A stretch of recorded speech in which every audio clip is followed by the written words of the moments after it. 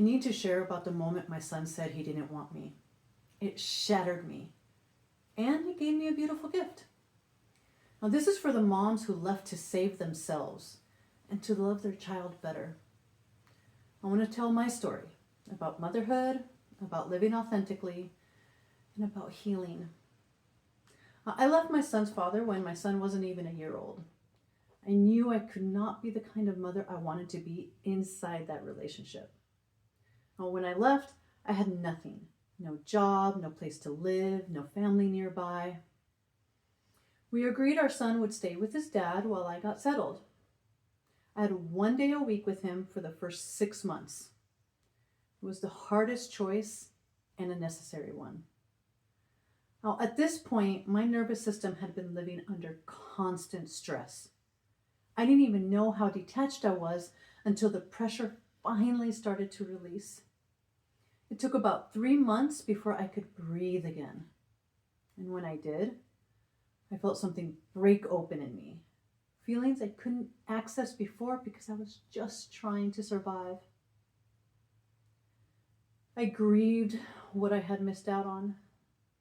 I grieved not being able to breastfeed, the bond that develops from that. It's honestly one of the hardest things I've ever been through. Well, eventually I found my own place and we switched to 50-50 custody. At this point, my son naturally favored his dad. He had more time to bond, and that was really hard to accept. So I did what I could and focused on connection, on presence, on building something real, now, versus lamenting what I had lost.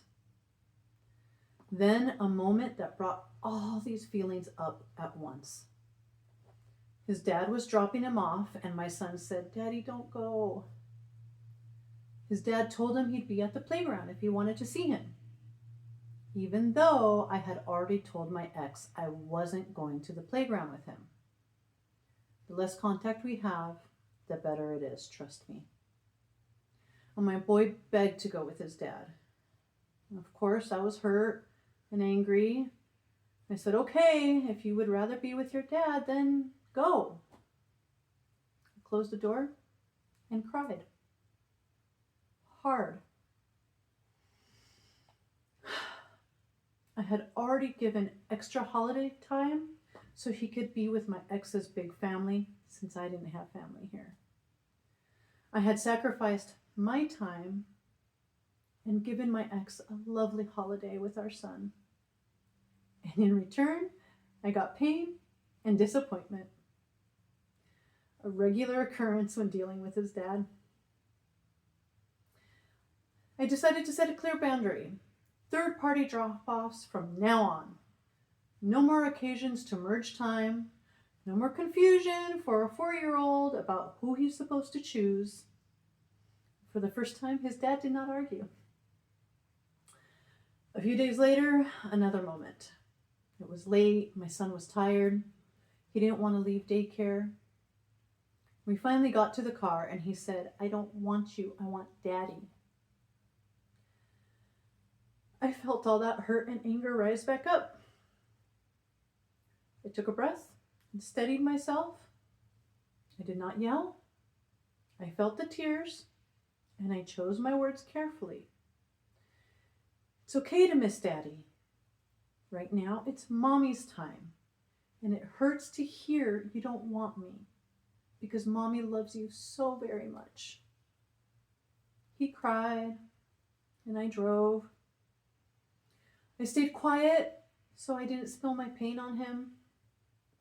And when we got home, he asked for all the little things Mommy does. The nighttime drink, playtime, the little nighttime rituals. I didn't want to be fake sweet, so I was honest and simple. The nighttime drink is something Mommy does. Do you want Mommy now? And he said no. Okay then, no nighttime drink right now.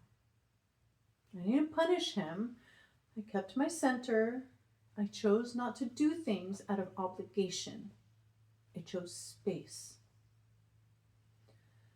A little while later, he came to me and he said, I love my mommy. I want my mommy. I just started crying. I picked him up and held him, and I told him, when you say you don't want mommy, it hurts my feelings because mommy loves you very much. And mommy is a person with real feelings. He looked up at me, put both hands on my face, and said, now we're both crying. All the doubts, if I was doing the right thing, if I was being mean, if I was making him responsible for my emotions, all that faded away in a moment.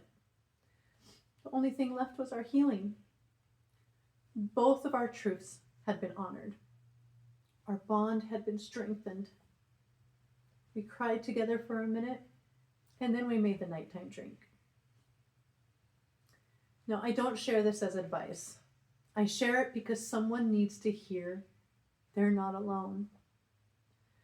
I don't always know the right thing. I do my best in the moment to honor what's true for each of us. Now, here's what I do know.